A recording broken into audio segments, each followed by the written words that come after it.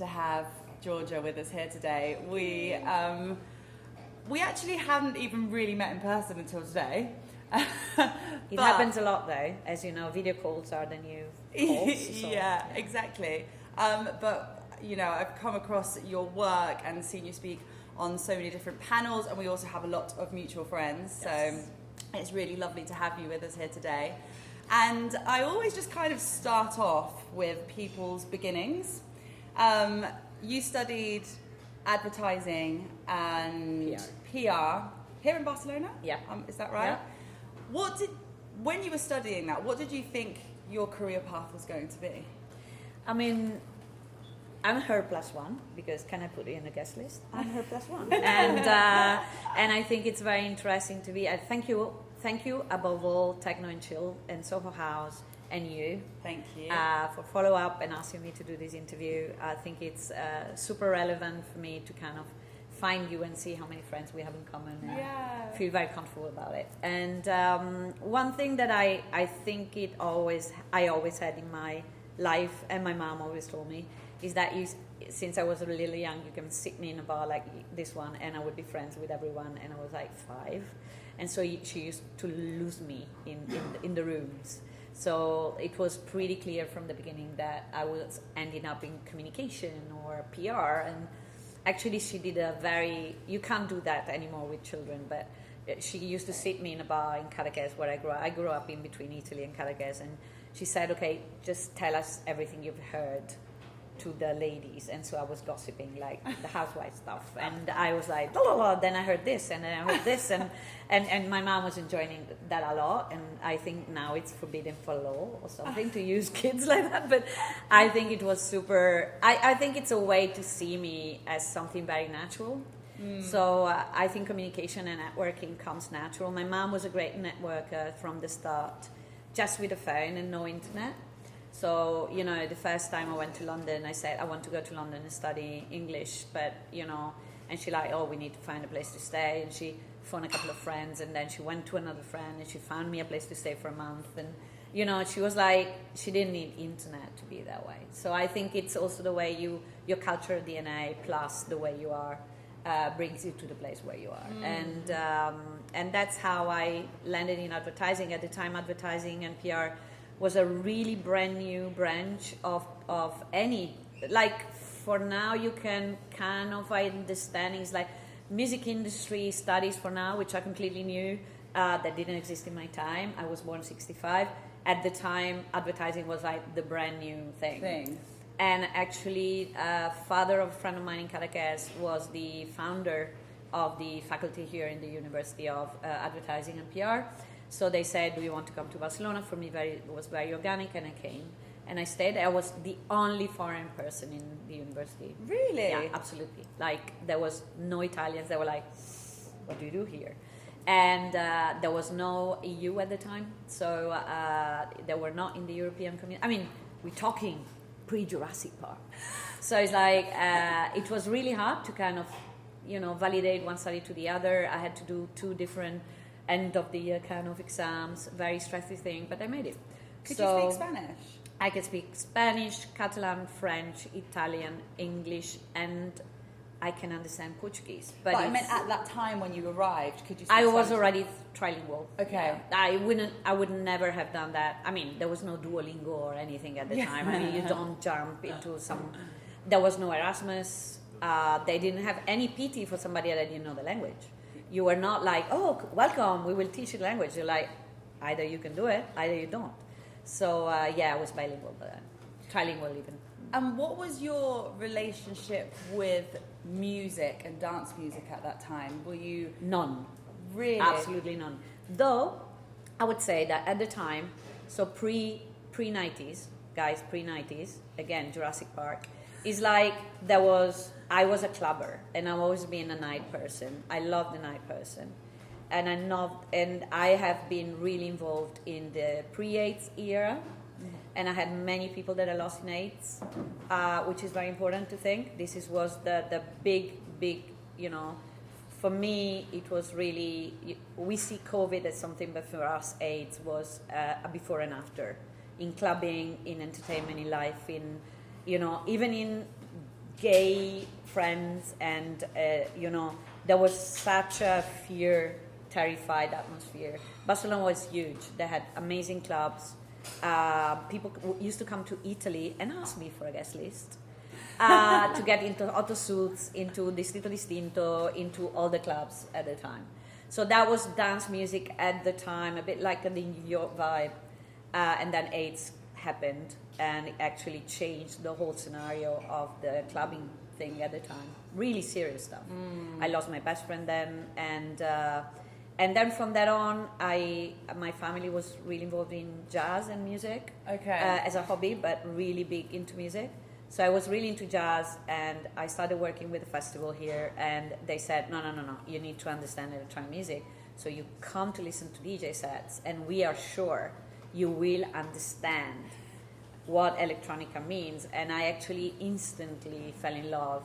The first set I ever listened to, they forced me to go, really forced me, and everybody will laugh about it, was Laurent Garnier in a club near here, actually. And I was completely mesmerized, and since then we're friends. I work with him now, and we love each other. But that was the first set I ever heard of DJs, and I was like, okay, this is my thing. This is my life. I love the fact that he was the first set that you ever saw, and then you actually end up and then it's a full circle moment. Full circle. And he even remembers, because what an amazing story about Laurent is that Laurent remembers every set. So every set, meaning that you bring... He was like, somebody has asked us to put this online, and he's like, what year was? And he said, oh, this is this year. And I remember in the third track, I played that, and I was like, terrified about it. Like, I will never have this memory, but of course, that's his memory, and he remembers.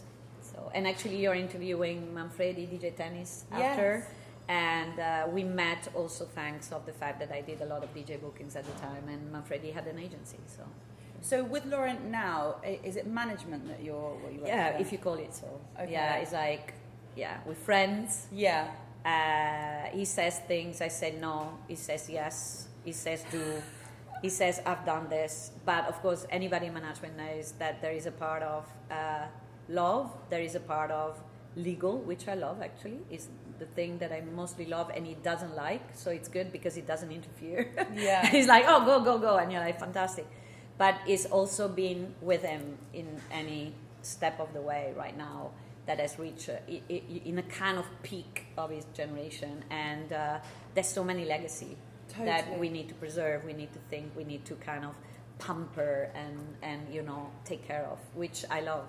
Yeah, I was actually going to ask that question. Like, obviously, we're at a time where your online presence and your public presence is so important, and there's so much that we have to do to create that. But with somebody like Laurent, who is an absolute legend, an icon, does legacy just speak for itself, or do you still need to actively work on content creation? At all. I mean, the idea, I actually teach that.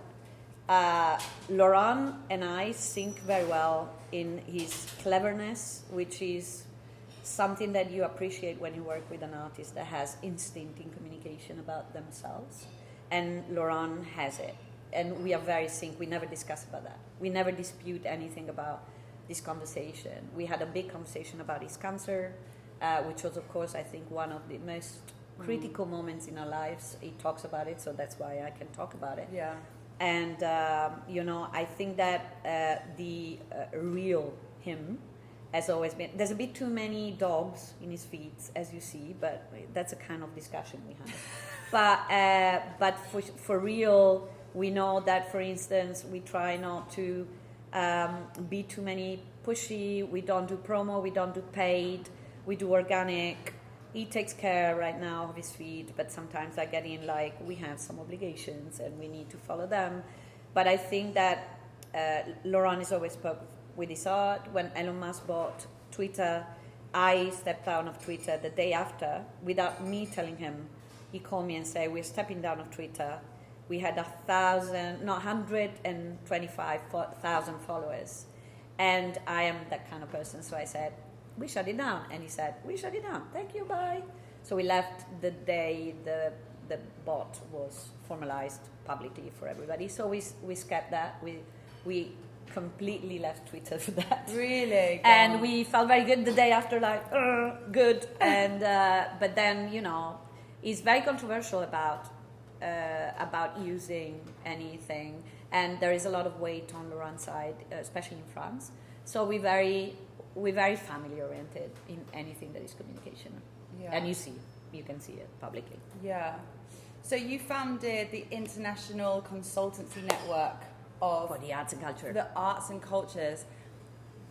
What made you turn all of your knowledge and everything that you've done into this consultancy firm? Well, I left the festival in 2021, and it was 25 years of work, and my personal reflection about rebranding was like, I don't want it to be my name, me, myself, anything related to my name. I want me to kind of create a company, and I want the company to be named something. And it was post-COVID time, but still, let's say 2021 was still COVID time. And we had long walks with my husband. And he knows that I'm a namer. I love to kind of find names for brands. I actually did it even when I was younger for a company and la. And then I was working so much with France. In France, they love this contraction of work. So actually, the company is called the ICNAC. And when you live and work in France, you know that they love the NSF, the DLS, the CNC, the CNM, the ICNAC. And I was loving this kind of tricky thing about the ICNAC. Actually, French understand it perfectly. They was like, oh, the ICNAC. And then you say the International Consulting Network for the Arts and Culture. So I wanted the umbrella to be a bigger one, bigger than me, bigger than the name, bigger than everything, saying I'm free to do whatever I want, and it's not an LTD, it's a network. It's actually an LTD, but it's based on a networking frame, which means that it can have different tasks, different roles, different jobs. And I think in culture, there is a lot of need of different jobs at the same time, clients that have different needs or different way of thinking. And I didn't want to be kind of corner in a place. And I think that when you say that, at the beginning, nobody really, lots of people thought, oh, we can be partner with you and consult for your clients, because of course I know a lot of people, blah, blah, blah. But it wasn't really that. And now it's merging into something more and more clear about having people that can bring on clients or things in culture and arts, and my name kind of guarantees a certain quality of work. And it's like having a lawyer's firm in which there are lawyers that do their jobs, there are people that do their jobs, but there is my name kind of guaranteed that the job at the end of the day is the quality that I kind of think and I hope I delivered through my working life. How do you decide who you're going to work with? If somebody approaches you, what is it that you look Actually, for? came organically, and then also I came through different avenues. And I think that there's been a lot of thinking if I could do one or the other. You know, you don't jump into... Well, Laurent was instant, to tell you the truth. So Laurent was really... Actually, before I left, Laurent was like, I'm leaving... There was a manager and a person that was actually a friend of us that was really not pursuing this thing, and he said, do you want to jump in? Took a long while, because when you're friend and almost sister and brother with somebody, you're like, is this guy... And his wife is my best friend, so it's like, is this changing our relationship? And actually it didn't, and we all know, and I think we work very well together, very, very well together. And but the rest is coming organically, and actually it's strange, no? Until now everything comes my way in a regular organic way. I have several ways to see, but one thing I knew is that I never worked in sponsorship, I never work with commercial brands, and I say since the start, I am not here to make a lot of money. I'm here to kind of make sense of what I can offer. So normally I don't work with commercial brands. That's the thing. And then I try to work with friends. Okay, that's really interesting. Cause hopefully. Yeah. Or soon to be friends, or whatever it is. There's a lot of people that like obviously try and, you know, separate their friendships and their relationships with work. So it's nice... It's refreshing to hear that you want to actually work with your friends. I guess that comes from a place of you just really wanting to help your friends reach their very best. Well, you know, I think that I'm free to help Yeah. And I don't have a tag of any kind. And I love to embrace causes and messages if I can be of help. And I think that if I can be of help, I want to be of help. Then my mom and I discuss a lot, what's your next step? And I want to be into the legal thing. I never did the legal thing. But I still kind of very attracted to the fact of being conscious about our rights, conscious about the legal, and also out there make all the emerging artists and artists conscious about the importance on what's the legal side of it, what's your coverage, what's your right, what's your identity, and how to protect it. And that's why the law exists, and so important right now more than ever, like we're discussing about AI and everything we're doing with FM. So I didn't when I asked you that question, what you prefer, like your favorite thing, I didn't think you would say door. Door, but it's such a true. I've got a few questions for you out of what you've just said, but it's so true, and it's something I think that a lot of people don't really think about. Like the person at the door is the first person that you're going to see before going into events. So it's such an important role to have, and I think it is quite undervalued. And actually, it's a word that can be applied not only for the PR guest list on an iPad, but it's the door to what you represent. And that's why so many people remember me so clearly of whatever job I did before, because I was the door to that event. I was the door to that place, and I'm still the door with the people I work with. I like to be a door to what they do. And actually, with the startups I work with, also, it's like, okay, I can be a door for you for certain things, And if I'm in an event, I like to be connecting people, which is the door thing anyway. Once the door is shut, what you do is pursuing that everybody's getting into their vibe, their place, their atmosphere. And I think this job, which I also train my interns or my intern or my person, is like, no, don't take it for granted. You need to be there. You need to be aware of who you're talking to, because the connection between people is what makes the culture industry so relevant.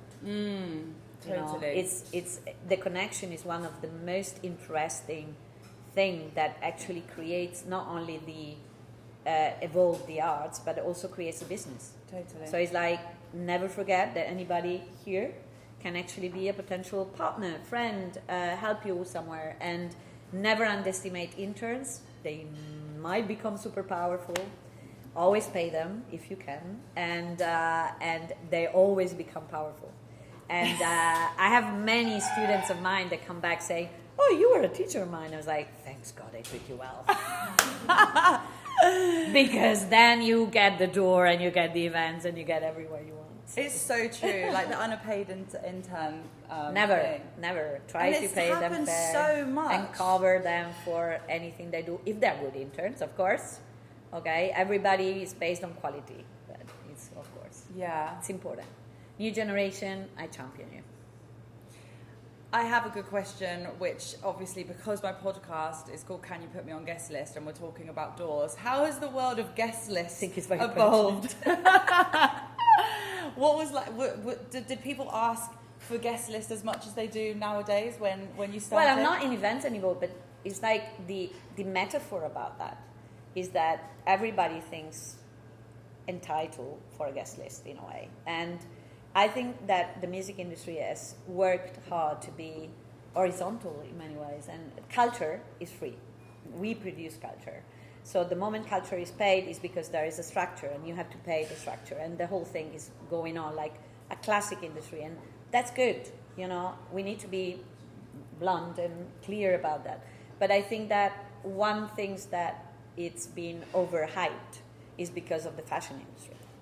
Okay? So when other industries kind of take the culture industry and say to them, this is mine, then the codes are different. And you're like, okay, it's not the same, the fashion industry and the cultural industry. It's two, not only the fashion industry, but also like the art industry, which I love also, which seems very elitistic because there is a narrative out there that is elitistic. But actually, galleries are for free. And I don't know if you know, but you can enter any art gallery when you want in the city, unannounced, and they are open and you can get in and have the most amazing experience in the world. And nobody ever talk about that side of art, which is so accessible in any corner, any street in the world. You can get in a gallery and nobody will ask you, who's your guest? Did you pay for the entrance? And you're actually seeing amazing things and amazing work. So, you know, I'm a cultural consumer in this sense that knows that there is a door for everything, but at the same time we have access to many cultural events without any filter or any guest list needed. So it's like there is a two-door policy. I think that a promoter needs a guest list to give a certain vibe, and also to have his friends and family if he wants, and it's the friends and family of the artist, for instance. Which sometimes is overboard. I was very good at saying no to the friends and family of the artist, like, no, this is a quota, this is a number, this is what we have. And I actually think that everybody that is polite and really nice people understand politeness and really nice no's. And the no is an option that should be taken into consideration. Totally. I recently interviewed Elijah. Yeah. And I love Elijah. I love Elijah. Yes, he's amazing. And one of his, I don't know if you guys have seen him, he's the guy that does like the yellow squares on Instagram, and he's got just so many amazing and forward-thinking ideas. And one thing that he wrote on Instagram was friends buy tickets. And it is something I think so many of us forget. It's like, you know... Well, I used to be very rude, much more than Elijah. I just, normally, my Facebook the other day reminded me that I normally, by those days, I was used to post like, don't, just don't. And that was pretty intense. People were like, so again, when they saw the don't, they were like, oh my God. And it's going, okay, and no is no. Yeah. You know. I want to go back a little bit to, we kind of touched upon it before, which was building an online presence and your public presence. What do you think are the most common mistakes that new brands or emerging artists make nowadays when trying to build that online presence? Don't believe in organic and be very fast. And I hate the word fast, I hate the word growth and the numbers. And I love the word community, I love the word heavy work, and I love the fact that they need to understand how they work and not just jump into it without understanding the consequence or even how you do it in the proper way. So I teach a lot about digital behavior, you know, unfortunately the new generation hasn't had any technological or digital education before. And I am an avid reader in this sense since a long time ago. I was very proud this morning, I was thinking about you. I had my iPad and it's like the percentage of reading of news and anything related to digital and tech was higher than Netflix, which I think is great. And that's what I wanted to be. But needed to learn how digital and technology are in order to use them before you use them or jump into them. So it's like, I want to be in TikTok. Well, thanks God you want to be in TikTok. Great, this is a slavery because you need to kind of be aware. So don't force yourself to be somewhere you don't want to be. And I also think in the power of community, in the power of collective, in the power of associations. I work with association, I work with IFM, I work with Reset. I work with platforms that actually there as a connectors. And I think that people go straight into me, myself, and I instead of thinking me, the collective, and the people, and the platforms around me.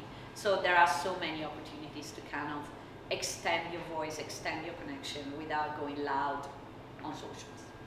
Do you think you can overdo it, like just create and post way too much? I don't think now people are overdoing it. I mean, they learn so much about that, and I think there's a strenuous, constant but I think, you know, there's a role for everyone. I always say to somebody, if you don't like it, just find a cousin or somebody that really likes it and really gets it, and you know, create your in-house team. And it's people that want to work in electronic music with no, or music per se. They're always there. They're like, oh, I want to work in music. Yeah, well, music is a tough job. Do you want to try? Come on. Come and try with me. Yeah. You know, come. You're my nephew. You're my, you know. Most of the people I know here, actually 3 of the main artists here in Barcelona, not mentioning Rosalia, okay, but the rest. Well, and actually Rosalia is also a very good example. They work with family. Yeah. All of them. It's like, I'm sorry, but this is real. You know, Amaya's manager, which is a very, very important artist here in Spain. is a friend of mine, is her brother. That guy, all management, a friend of mine, but they started with her like from the beginning, so it's like family. And there is Rosalia's family, it's sister, mother, plus of course all the statement, but they're very close to the family business. So it's like why we don't learn even from the mainstream. I mean, the mainstream is based on the family or friends or close friends or whatever. And since now, we're now it's like 10 years that we have masters and schools aside of Berkeley, of course, but you know, now there are schools that is 10 years that exist on management or legal, on masters and everything. But before, that's how everything started. It's like you know somebody, you start hiding them, hugging them, saying, can you do that for me? And then they start working with you. So it's like the in-house team, first of all, avoids loneliness, which is very, very common in the music industry.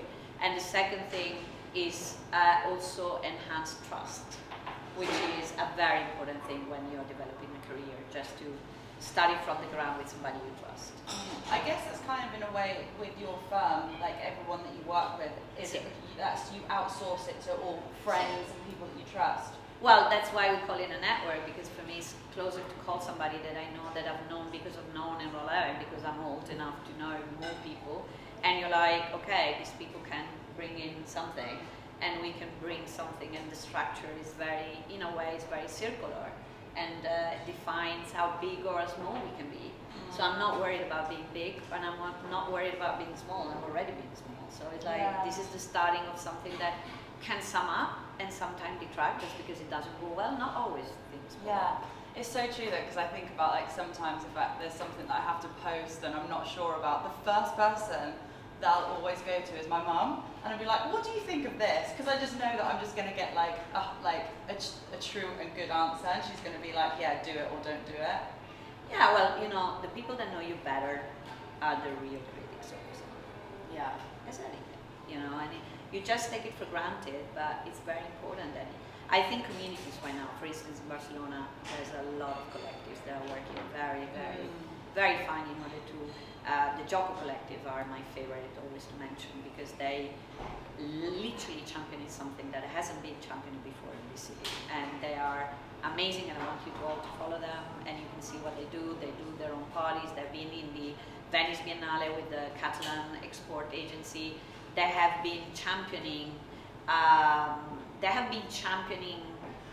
not only black culture in Barcelona, which has always been not enough champion, but also electronic music culture as a collectivity and not as an individual, which I think is something that I really appreciate from them. What time is it, sorry?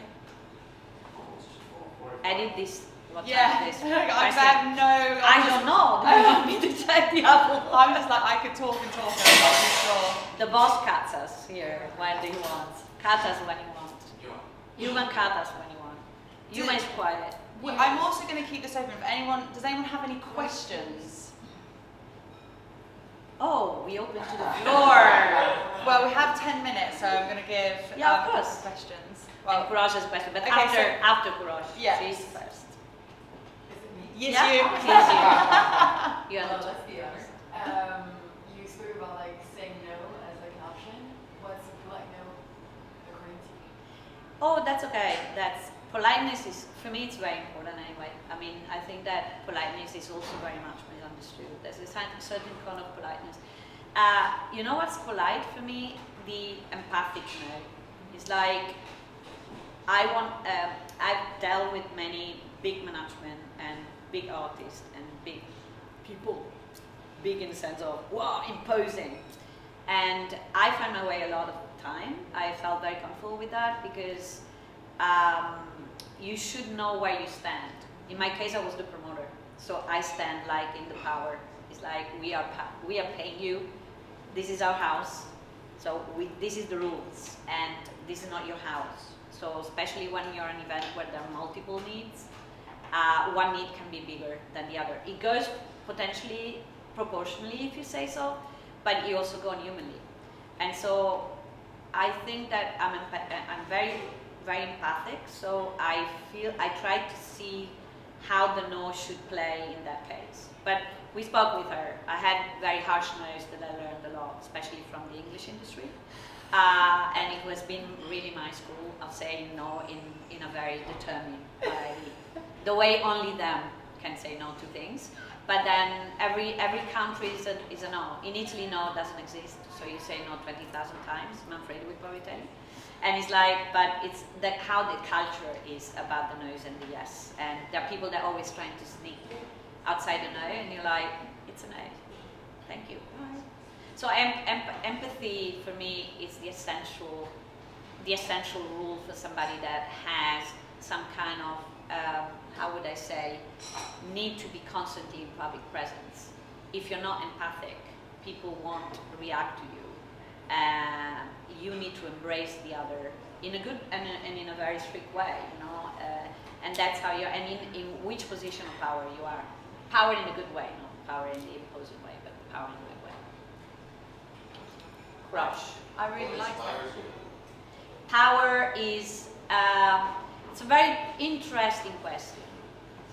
Power is well, first of all, I feel now very powerful, so I'm very happy to feel powerful because I feel that I have the decisions of my own life and my own economy, which is interesting, and to take your own decisions and knowing that you will assume the bad decisions are a good decision and be ready for it. I think this is power. And the other thing is to be aware, and actually I'm very aware of the power I have over other people and not misuse that.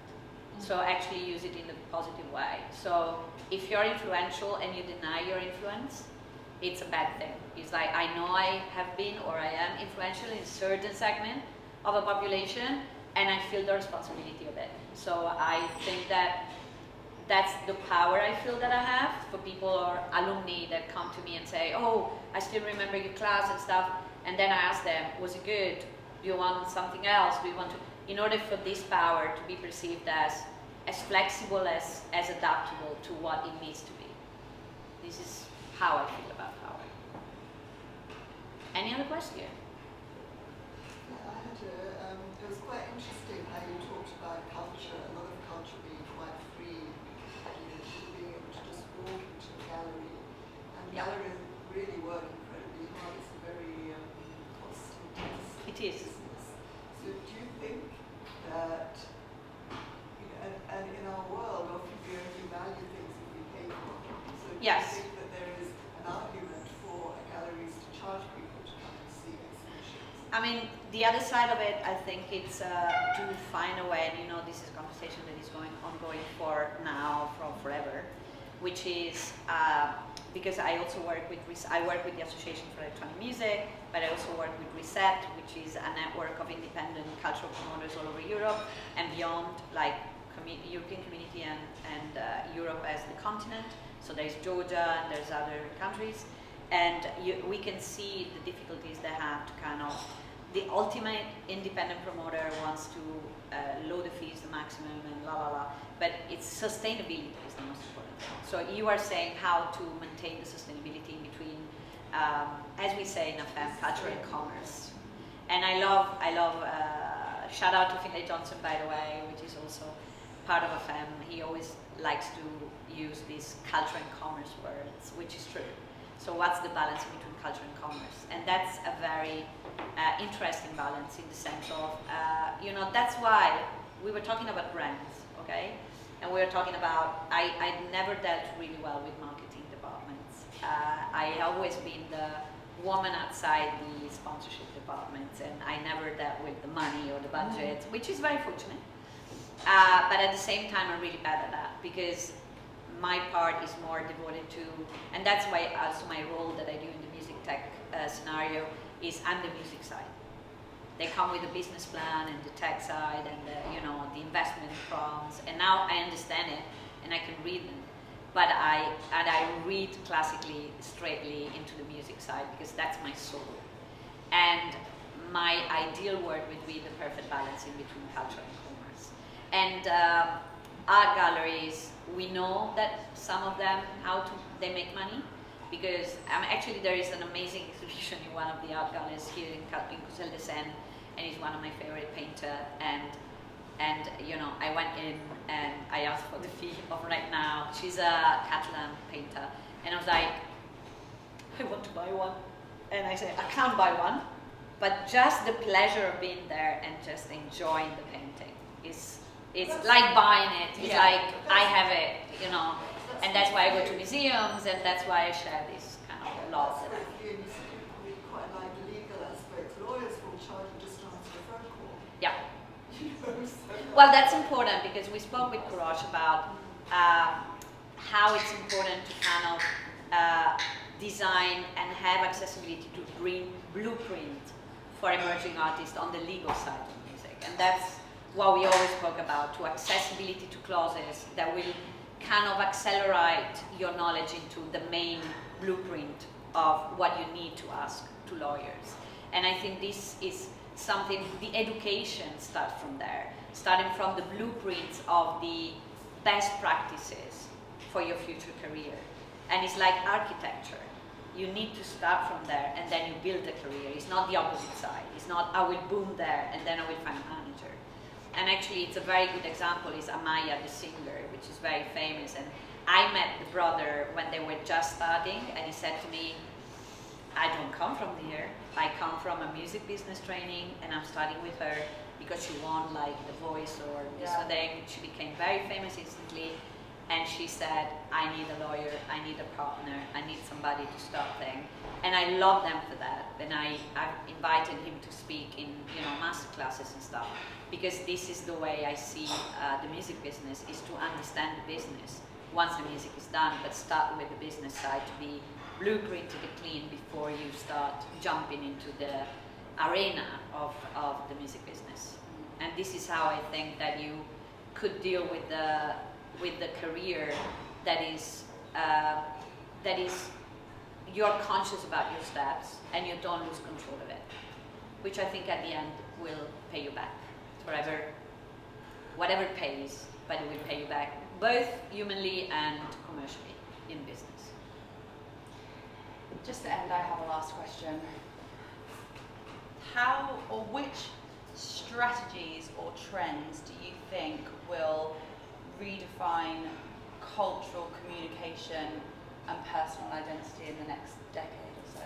It's interesting. I'm following the Substack community very closely because I think there is a very interesting,